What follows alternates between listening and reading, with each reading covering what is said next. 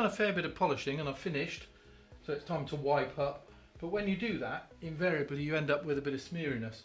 So instead of pressing harder with a cloth and rubbing it in, I'm going to use a little bit of Clean and Protect. I'll give it a light spray, wipe it with a cloth gently. You don't have to put any pressure on it now with the clean up spray on there, and it removes all of the residue, and then you just go over with a dry cloth and you end up with a lovely clean surface, completely free of smears and stuff.